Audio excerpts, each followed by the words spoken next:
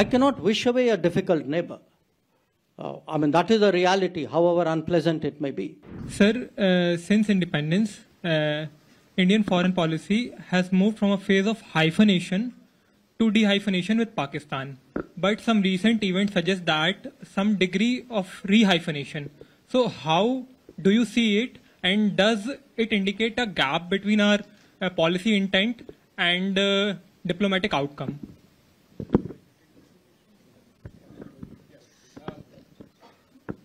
Yeah, Chetan, you were going to ask a question. Some other Chetan intervened. Thank you, Professor Mattu. Thank you, Minister, for your very insightful speech. I am Chetan Rana. I'm a final year PhD student working on foreign policy of populists.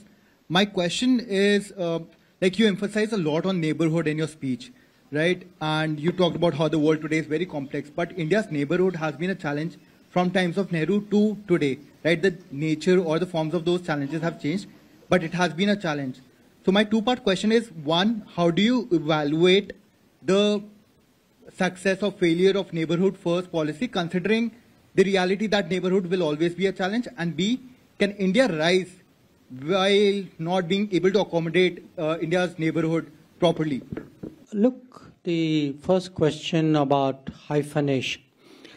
Now, we have multiple neighbors. Some are clearly better than others. The hyphenation normally happens with a neighbor who's not so nice. Now, you have to understand, when we say dehyphenation, that means it's our objective and our approach that decisions made by third countries about us are not made keeping that relationship as the lens or as the factor of calculation or factor of primary calculation. Now, that doesn't necessarily mean that they would accommodate us.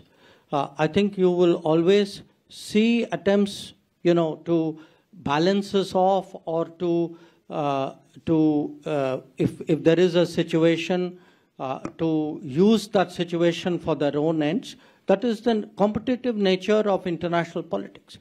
From our perspective, the best way of dehyphenation is frankly to outstrip the other party in terms of power and capability.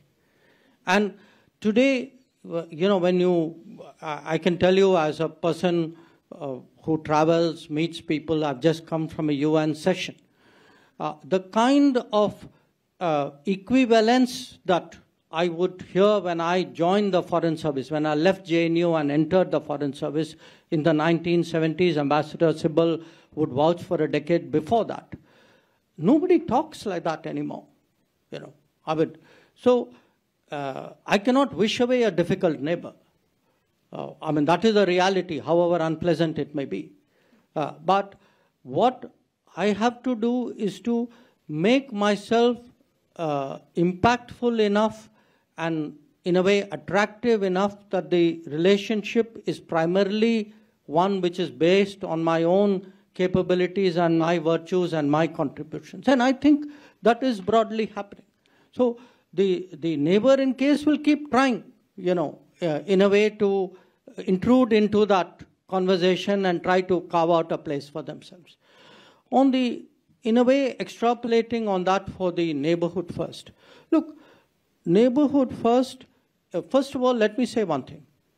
If you ask any country in the world, including any big country, neighbors are always challenging because they are neighbors. That there will be, issues with neighbors which you will not have with countries who are one layer or more removed. So it's not as though India has problematic neighbors. Every country has problematic neighbors. Every big country has more problematic neighbors. Now, when you have a policy, the purpose of a policy is not to solve a problem. The purpose of a policy is to manage relationships to your national advantage. Now, the whole idea of neighborhood first was one, to give our neighbors a certain primacy, a certain priority of attention. Number two, by attention here means giving resources, giving a kind of a political energy, which was not there before neighborhood first came into being. I mean, if you look today with any of our neighbors, I mean, barring one, if you look today at the projects, look at the, energy grids, you look at the roads, the rail, the movement of people, I mean, it is actually the last decade has been transformational. Now, the thinking behind neighborhood first is if you create enough of a basis for cooperation in which both parties have an interest, that then serves as a stabilizing factor. So even when you have change, even when you have a great disruption, there are countervailing stabilizing factors which address that. And I would argue that in many cases, the changes that we have seen in the last few years, the consequences would have been much sharper had actually this cooperative basis and the infrastructure mostly underwritten by India had not been there.